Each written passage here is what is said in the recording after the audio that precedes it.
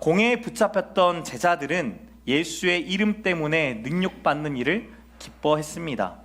풀려난 제자들에 대해 5장 42절에 이렇게 말씀합니다.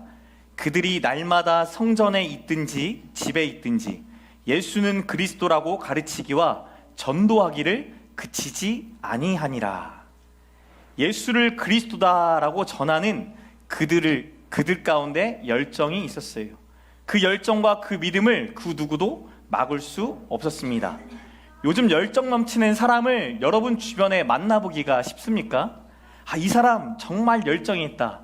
이분 만나면 내 안에 숨겨져 있던 열정이 나타난다. 많이 없습니다. 생각보다 우리 주변에 열정 있는 사람을 만나기보다는 열정은 식어져서 하루하루 그냥 사는 거지라고 말하는 분들이 계십니다. 어떤 분은 열정이 넘치다가도 순간 그 열정이 순식간에 사라지는 분들도 계십니다. 작심삼일. 무엇을 작정하더라도 그 작정한 것을 날마다 지속한다라는 것은 절대 쉬운 일이 아닙니다. 공부가 됐든 집안일이 됐든 뭐가 됐든 지속한다라는 게 생각보다 어려워요. 우리 스스로의 결심도 지키지 못하는 연약함이 우리 안에 있습니다. 그런데 예수가 그리스도다라고 가르치기를 하루도 이틀도 아닌 날마다 어디서든지 그치지 않았다라는 것이 어떻게 가능했을까요? 열정이 있는 분들, 그들은 목표가 분명하고 뚜렷합니다. 분명한 목표를 향해 열심히 다름질하며 살아갑니다. 그 목표를 이루면 또 다른 목표를 세워가며 참 많이 분주히 열심히 살아갑니다. 저 정도까지 할 수 있을까? 그 열정과 노력과 투지와 열심이 부러울 때가 참 많이 있죠. 자신의 목표를 정하고 이루신 분들, 결국 자기 자신을 위해 참 열심히 사는 분들입니다. 그 열심을 보고 우리도 감동이 되고 도전이 됩니다. 나도 저렇게 열심히 하면 저렇게 될 수 있지 않을까? 내 자신을 위해, 내 가족을 위해, 내 미래와 내 노후를 위해, 내 안전과 평안과 안식을 위해 누구보다 열심히 발버둥 치는 분들, 목사인 제가 그런 분들을 만나도 상당히 감동이 되고 존경스러울 때가 있습니다. 그런데 오늘 본문에 나타나 있는 제자들은 자신들의 안전, 평안, 안식을 위해 열심히 사는 자들이 아닙니다. 오히려 자신들의 안전과 평안과 안식은 제쳐두고 오히려 불안전하고 불안정한 삶을 추구하는 자들처럼 보입니다. 내가 아닌 예수를 자랑하고 나만 아니라 너도 믿고 같이 누리자, 같이 살아가보자 말하는 자들입니다. 그들의 삶은 많은 이들에게 의문이 되지 않았겠습니까? 이번 주 제가 수원으로 1박 2일 세미나를 다녀왔는데요. 그 세미나 첫째 날을 마치고 난 이후에 개척교회를 섬기고 계신 목사님들과 함께하는 시간을 가졌습니다. 그동안 개척한 이후에 어떤 일들이 있었는지, 어떻게 지내는지 서로의 안부를 물으며 이런저런 이야기를 하다가 갑자기 돈에 대한 이야기가 나오는 거예요. 그리고 자그마치 5초라는 시간 동안 정적이 흐릅니다. 모두가 돈이 필요한 무거운 세상을 살아가고 계시더라고요. 아이가 중학교에 올라가서 체험학습을 간다고 합니다. 그런데 그날 하필이면 교복이 아니라 사복을 입고 오라고 했다라는 거예요. 요즘 유행하고 있는 크롭티를 사달라고 말했다라는 거예요. 아이의 말을 듣고는 선뜻 알았어라고 대답하지 못하는 아내와 자신을 보게 되더랍니다. 그 크롭티 하나면 또 뭐를 할 수 있는데? 라는 생각이 있는 거죠. 그런 자기 자신과 아내가 너무 비참하게 느껴지더래요. 자신에게 말하는 것조차 눈치 보고 살아가는 자녀, 딸 아이가 불쌍하게 여겨지더라라고 말씀합니다. 사회복지사로 일하시던 사모님 때문에 재정적인 안정을 누렸었는데 개척을 하고 본격적으로 사역을 시작하다 보니 돌봐야 될 성도들의 일거리들이 많더라는 거예요. 그래서 재정적인 안정보다는 성도들을 돌보는 일을 더 힘쓰겠노라고 다니시던 사회복지사를 그만두시고 성도에게 다가가는 거죠. 그러다 보니 일상 속에서 경험하는 크고 작은 폭풍들이 경험되어질 때마다 솔직히 힘들다라고 고백하시더라고요. 이어서 사역하면서 생기는 가슴 아픈 이야기들에 대해서도 나누기 시작합니다.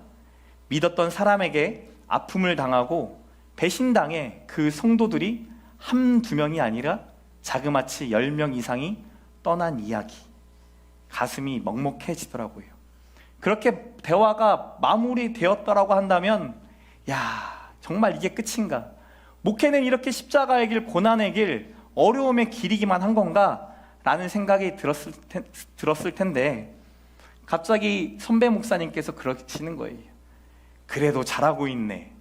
우리가 뭐 잘 먹고 잘 살자고 이 길 왔나? 이렇게 살려고 왔지. 잘하고 있는 거야. 그렇게 살아보자. 언제 우리가 빚 안 져본 적이 있었나? 빚 지면서 사는 거지. 빚진 자니까. 라는 말투로 이야기하시는 거예요. 이렇게 만나서 다시 이렇게 말하면서 힘내서 잘 살아보자.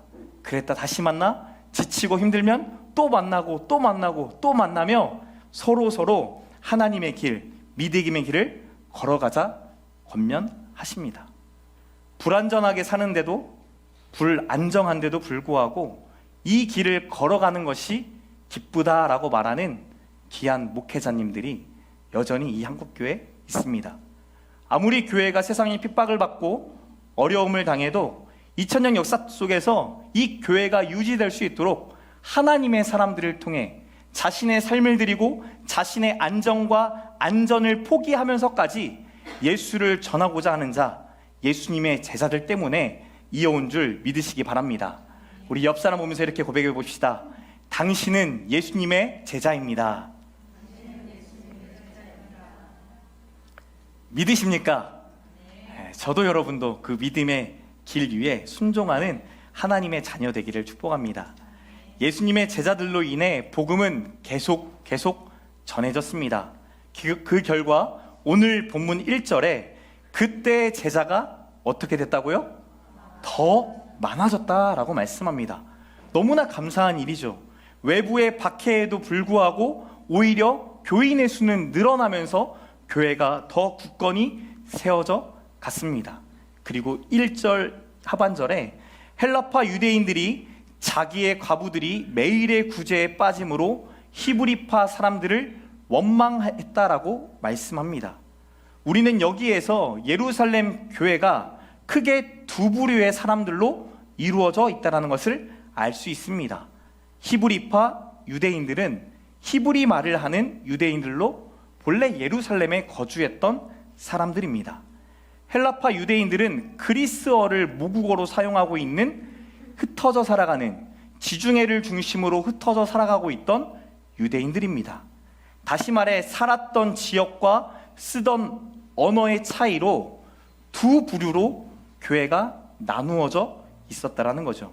어디에 있었냐, 무엇을 했냐, 어떤 공부를 했냐가 차이점과 공통점이 사람을 나누기도 하지만 하나 되기도 하죠. 교회에서도 유년부, 초등부, 중등부, 고등부, 대학부, 청년부, 여전도회, 남전도회 많은 부서들이 있습니다. 각 부서마다 쓰는 언어가 다르고 활동 반경이 다릅니다. 여러분 그거 아세요? 중고등부 아이들이 가장 선호하는 음식 1위가 뭔지 아십니까? 마라탕 맞아요? 마라탕 맞대요. 마라탕 드셔보신 분? 이번 주 미션입니다. 집에 가셔서 혹은 가셔서 가족 아이들과 함께 마라탕을 꼭 먹어보세요. 왜? 선호하는 1호 음식이니까. 청년부들이 가장 좋아하는 음식이 뭔지 아세요? 라면이라 말하기에는 우리 인생이 너무 슬프죠. 자주 먹을 수 없지만 소고기를 정말 좋아합니다. 삼겹살도 좋아하지만 뭘 더 좋아해요? 소고기를 좋아해요. 그래서 언제 기회가 되시면 소 한 마리 잡아가지고 쏠 의향이 있다 하시는 분 발 한 번만 들어주세요. 나이마다, 연령마다, 부서마다, 우리가 속해져 있는 공동체마다 쓰는 언어가 다르고 모양과 삶의 형태가 다릅니다. 신기하게도 교회들마다 유년부는 초등부와, 중등부는 고등부와, 대학부는 청년부와 협력관계이기보다 대립관계인 경우가 너무 많아요. 한 교회 공동체 안에 모여 있는데 서로가 함께 힘써서 몸된 하나님의 교회를 세워가기보다 서로가 서로를 경쟁자로 여기고 서로가 서로를 비판하고 비난하는 일들이 교회 안에서도 일어납니다.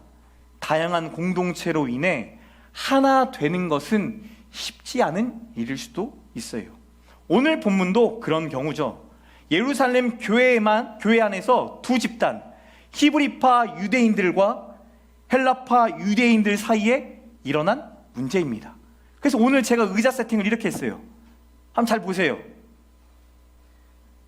한쪽으로 쏠려 있고 한쪽으로 쏠려 있죠. 이유가 뭘까요? 히브리파 유대인, 헬라파 유대인. 눈으로 보시라고요. 이렇게 나누어져 있어요. 신도의 수가 늘어납니다. 동시에 경제적으로 어려움을 당하고 있는 과부들도 교회 안에 늘어납니다.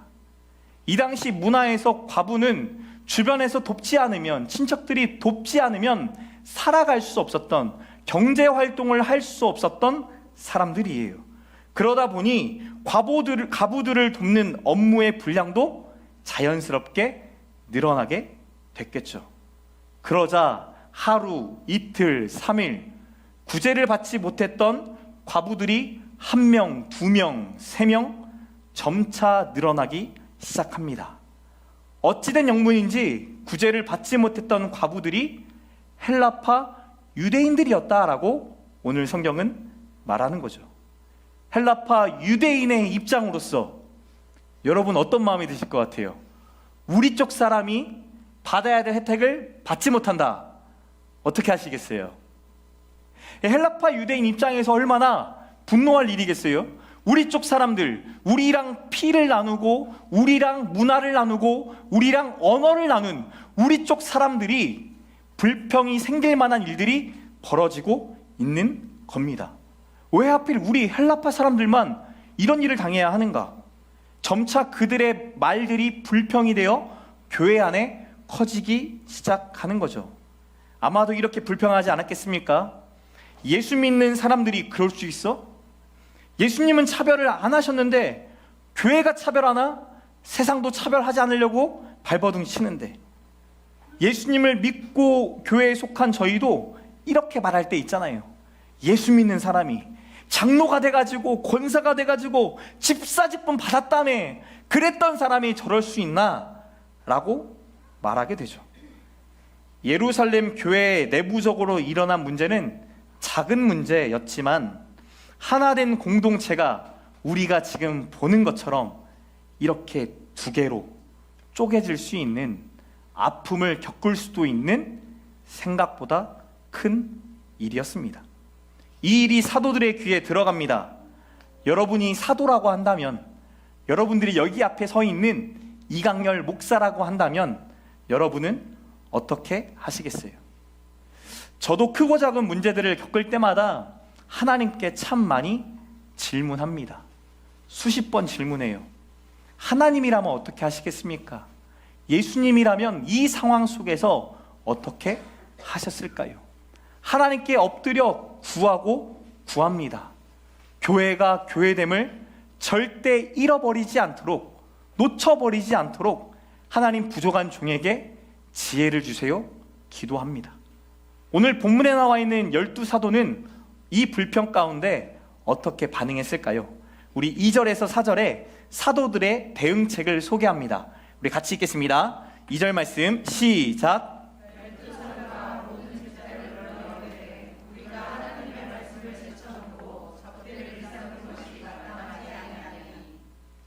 형제들아, 너희 가운데서 성령과 지혜가 충만하여 칭찬받는 사람 7을 택하라.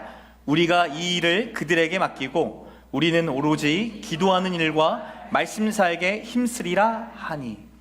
2절 말씀만 읽으면 오해할 수가 있습니다. 사도들의 말이 가난한 자와 소외된 자들을 돕는 일이 말씀을 전하는 것보다 중요하게 여기지 않는다라고 생각할 수도 있어요. 그런데 3절, 4절을 쭉 읽어보면 절대 아닙니다.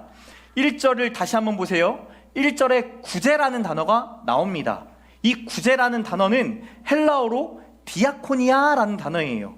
봉사, 사역, 섬김을 뜻하는 디아코니아. 이 단어가 본문 4절에 다시 한번 나옵니다. 기도하는 일과 말씀 사역, 이 사역이란 단어로 번역된 단어를 쓸 때 디아코니아라는 단어를 썼습니다. 즉 구제도 기도와 말씀도 모두 성도를 섬기는 일, 섬김이며 사역이다라고 사도들이 말하고 있는 거죠. 사도들은 구제로 일어난 문제를 사역의 중요성에 대한 문제로 해석한 것이 아니라 사역의 분담을 제대로 하지 못했던 자신들의 실수로 고백합니다. 사도들은 문제의 원인을 밖에서 찾았던 것이 아니라 사람에게서 찾았던 것이 아닙니다. 누구의 잘못 때문에 이렇게 됐는가? 누가 불평해서 이렇게 됐는가? 찾지 않습니다. 누구의 잘못으로 돌리기 전에 자기 자신을 먼저 보았습니다. 많은 사역으로 자신들이 하나님의 말씀을 소홀히 했던데 이 소홀히 한 이것이 문제가 되었다라고 스스로 고백합니다. 우선순위를 정하지 못했던 자신의 부족함을 성도들에게 고백하는 거죠. 여러분 잘 생각해 보십시오. 사실 문제는 내 안에 있을 때가 많이 있습니다. 그 문제가 표면으로 올라올 때까지 보지 못했을 뿐이지 누구를 탓하기보다 스스로를 사도들이 돌아본 것처럼 오늘 우리도 스스로를 돌아봐야 합니다. 성령 충만한 교회는 문제가 없는 교회가 아닙니다. 문제가 있지만 문제를 통해 스스로를 돌아보고 소통과 공감으로 나아가는 교회, 그 교회가 성령이 충만한 교회겠죠. 교회 안에 다양한 문제들이 일어납니다. 특별히 공동체가 세워져 갈 때, 질서가 세워져 갈 때 문제가 계속 생겨납니다. 교회에 문제가 없다라고 하면 거짓말일 거예요. 교회에 자랑한 일들만 많겠습니까? 저희 교회에 정말 자랑한 일들이 너무 많이 있습니다. 우리 성도들의 헌신과 우리 성도들의 섬김과 우리 성도들이 헌금한 이 헌금을 가지고 하나님께서 지역과 곳곳 교회를 세워가시는 놀라운 일들도 있습니다. 하지만 우리 안에 자랑하지 못할 우리만 가지고 있는 문제도 있다라는 거죠. 세상에서도 일어날 만한 일들이 교회에서도 일어날 수 있습니다. 그럼에도 불구하고 왜 세상에서도 일어나는 그 일이 교회에서 일어날 때 교회를 욕할까요?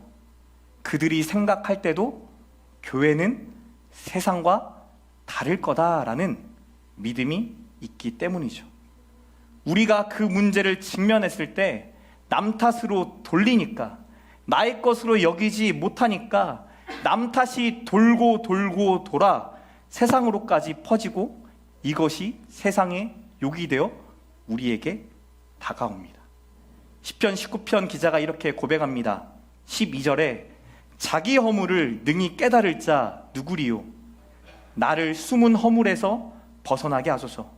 또 주의 종에게 고의로 죄를 짓게 하지 말게 하사 그 죄가 나를 주장하지 못하게 하소서. 그리하면 내가 정직하여 큰 죄가에서 벗어나겠나이다.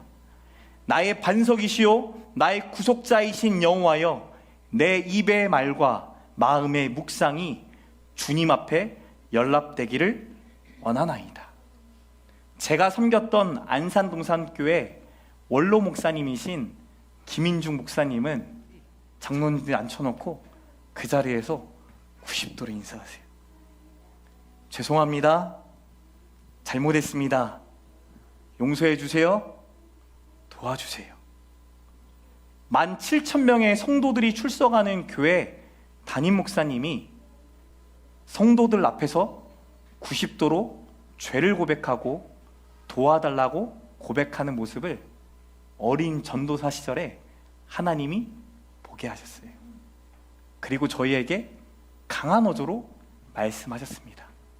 사탄의 자식들아, 사탄의 자식들아, 사탄의 자식들아. 하나님 앞에서 우리가 어느 순간 사탄의 자식이 될 수도 있다라고 강한 어조로 저희들에게 말씀하세요. 여러분, 우리의 입술을 다시 한번 점검해 봤으면 좋겠어요. 우리의 마음을 다시 한번 점검해 봤으면 좋겠어요. 우리의 입술에 남의 허물을 너무나 쉽게 말하고 나도 모르게 내 마음에 정죄함이 가득해서 내가 살아가는 하루하루가 천국을 누리는 것이 아니라 지옥을 누리며 살아가고 있지는 않은지, 그렇게 살아가는 하루하루가 기쁨과 감사가 넘치기보다 불만과 불평이 가득하지 않은지 돌아보기 소망합니다. 더주청교회가 하나님의 교회로 점점점 세워져 갈 때 이런 크고 작은 문제들이 계속 생겨날 겁니다. 하나님의 일을 하면 할수록 더 많아질 겁니다. 예배만 드리면 불평불만은 사라집니다. 그런데 하나님이 계획하신 일들을 하나씩 하기 시작하면, 봉사의 자리에 서기 시작하면, 나누어졌던 두 마음이 하나가 되기 위해서는 이 문제의 시간들이 많아지겠죠. 그때 입술을 닫아라가 아니라 더 본질로 돌아가 내 스스로를 돌아보며 더 나아가 소통하고 공감하기를 힘쓰는 저와 여러분 되시길 축복합니다. 저도 잘못한 게 발견이 되어지고 제가 성도들에게 용서를 구할 때가 오면 저도 용서를 구할 테니 그때 여러분 어떻게 해주시겠어요? 네가 그럼 그렇지, 이건 아니겠죠. 저도 여러분을 더 사랑하고 섬길 터이니 부족한 종을 위해 기도해 주시고 섬겨서 함께 세워져가는 교회 되기를 축복합니다. 문제를 깨달은 사도들은 3절에 성도들에게 창의적인 제안 하나를 합니다. 바로 사역 분담인데요, 자신들이 이 모든 일들을 감당할 수 없으니 구제 사업을 맡을 사람들을 세우자라고 제안을 합니다. 우리 그 조건에 대해 3절 같이 한번 읽어보겠습니다. 시작.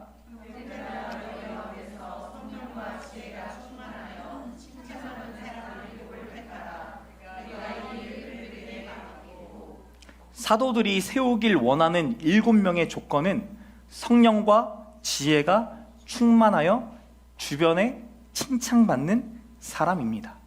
초대교회는 신앙과 삶이 분리될 수 없다라고 믿었던 겁니다.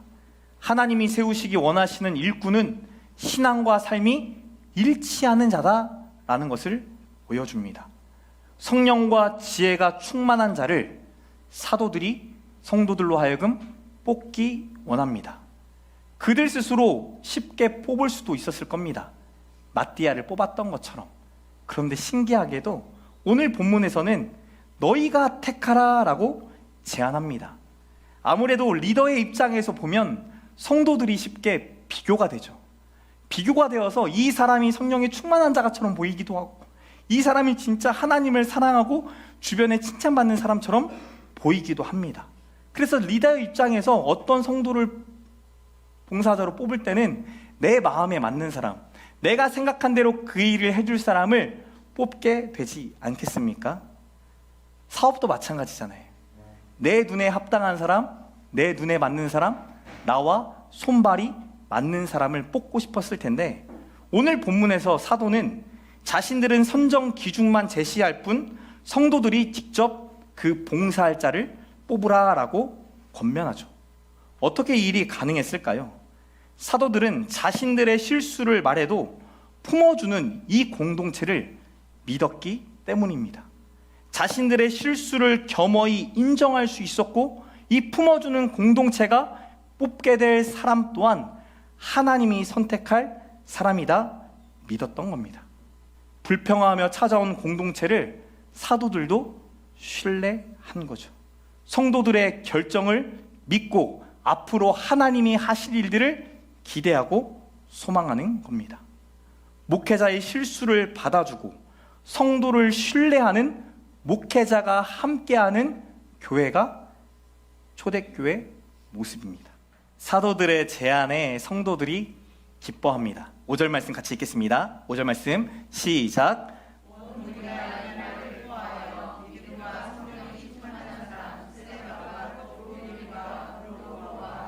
니가노르와 디몬과 바메나와 유대교에 입교했던 안디옥 사람 니고라를 택하여. 성도들이 기뻐하여 선출했던 사람 그 7명에 대해 성경이 기록합니다. 참 재미있는 것은 이 7명의 이름이 히브리 이름이 하나도 없습니다. 헬라파 사람들의 이름입니다. 미루어 짐작해 볼 때 예루살렘 본토 출신보다 헬라파 유대인일 확률이 더 높습니다. 여러분 한번 생각해 보십시오. 예루살렘 교회는 지금 어디에 존재하는 교회예요? 예루살렘에 존재하는 교회죠. 그럼 예루살렘에 살았던 히브리파 사람들이 많았을까요? 아니면 지중해에 흩어져 살다가 모여들은 헬라파 사람들이 많았을까요? 히브리파 사람들이 당연히 많았겠죠. 그런데도 불구하고 이 이웃을 섬기는 일을 지금 누구들이 한다고요? 헬라파 사람들이 뽑혔다라는 것을 볼 수 있습니다. 그렇게 예루살렘 교회가 하나 됐다라는 거예요. 우리의 상식으로는 예루살렘에 살았던 히브리파 사람들이 많았기 때문에 이 사람들이 더 많이 뽑혀야 될 것처럼 보여지는데, 그게 세상의 논리인데, 오늘날 세워져 있는 이 초대교회에 세워졌던 예루살렘 교회는 사람이 많고 적음의 문제가 아니라 그 문제를 받던 사람들, 그 받던 사람들이 그 문제를 해결할 자이다라는 것을 성도들이 인정했다는 거죠. 판단하고 정죄하는 것이 아니라 그 불평불만을 내세웠던 그 사람들이 그 누구보다도 섬김의 일을 잘 감당할 사람이다라는 것을 그들도 봤다라는 거예요. 그렇게 예루살렘 교회가 하나가 되어갑니다. 서로를 신뢰함으로 성숙되어지고 성장하는 교회가 되어져 갑니다. 기적이에요. 이렇게 나눠져 있어요. 다시 한번 바라보세요. 헬라파 사람들이요, 히브리파 사람들을 한번 바라보시죠. 어떤 모습으로? 웃는 모습으로. 히브리파 사람들은 헬라파 사람들을 인정하는 마음으로 바라봐 주세요. 서로를 신뢰하고 신뢰하는 공동체. 문제가 끝이 아니라 그 문제를 통하여 하나가 되는 교회를 이루었다는 것을 보여주세요. 7절 말씀 같이 읽겠습니다. 시작.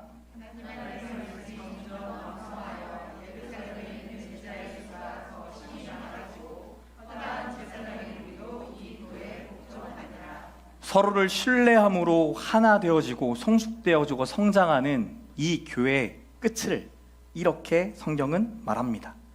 단순히 교인이 늘어났다가 아니라 하나님의 말씀에 뭐한다? 복종한다. 하나님의 말씀에 복종하는 자들이 많아졌고, 심지어 유대교를 믿으며 따랐던 제사장들, 종교 지도자들도 회심하게 되는, 예수님을 따르는 놀라운 일들이 경험되어졌다 고백합니다. 외부의 문제는 교회를 교회되게 했다면 내부의 문제는 교회가 진짜 교회인가 물어보게 합니다. 외부의 문제에 성도를 성도답게 세워가게 한다면 내부의 문제는 내가 정말 성도로 살아가고 있는가 질문하게 합니다. 여러분의 가정과 삶에 많은 문제들이 여전히 일어납니다. 그때 하나님 앞에 잠잠히 서 보시면서 그 문제를 통하여 일하기 원하시는 하나님을 경험하는 저와 여러분 되기를 축복합니다. 위기가 기회가 되고 문제가 하나님의 축복이었노라 고백하는 저와 여러분 되시길 축복합니다. 여러분, 문제를 만났을 때 다수의 사람들은 너무나 쉽게 정죄해요. 여기에 있는 이강렬 목사도 그 문제가 나 때문은 아닌 것 같은데 왜 이런 일들이 일어나냐고 누군가 탓할 사람들을 찾게 됩니다. 근데 오늘 보니까 사도들은 성도들 가운데 일어난 문제를 자신의 일로 받아들여요. 내가 하나님의 말씀을 전하고 읽고 연구하고 함께 섬기는 일에 우선순위를 두지 못하고 오히려 다른 일에 마음을 빼앗겨 그 일마저 제대로 감당하지 못했노라고 성도들 앞에 솔직하게 고백합니다. 여러분, 저도 이제 9년차 가정을 이루고 살아가는데 너무 어려워요. 가정 하나 세우고 가정 하나 지키는 것도 너무나 어려워요. 그런데 더 어려운 건 마음이 소통되지 않을 때, 나누어지지 않을 때가 너무나 힘들더라고요. 그때가 지옥이에요. 조금 더 솔직했더라면, 조금 더 남 탓이 아니라 내 탓이 되었더라면 그 문제를 넘어 하나 되게 하시고 더 나아가 하나님의 선하신 뜻을 가정에서부터 이룰 텐데, 목사인 저도 그게 너무 어려워요. 남 탓하고 싶고 정죄하고 싶고 비판하고 싶고, 정말 죄가 사망에 이를 만큼 내 안에 갖지 말아야 될 생각까지 갖게 되는 것 같아요. 같이 한번 이 시간 기도하실 때, 하나님, 남 탓했던 우리의 입술을 거두어져 가시고 이제는 하나님 앞에 토로하는 자, 하나님 앞에 토로하며 그 문제를 바라볼 수 있는 영적인 눈을 더하여 주시옵소서. 진실된 고백 위에 우리의 가정이, 공동체가 하나 되게 하시고, 솔직한 마음을 나눌 때 생각하지 못했던 그리스도의 놀라운 연합이 우리 안에도 경험되게 해달라고 우리 시간 간절한 마음을 담아 같이 기도하시겠습니다. 사랑이 많으신 하나님, 감사합니다. 하나님, 우리도 모르게 너무나 쉽게 정죄하기가 쉽습니다. 여기 앞에 있는 목사도 성도를 정죄할 때가 있습니다. 성도를 탓할 때도 있습니다. 그렇게 마음이 나누어질 수 있음을 고백합니다.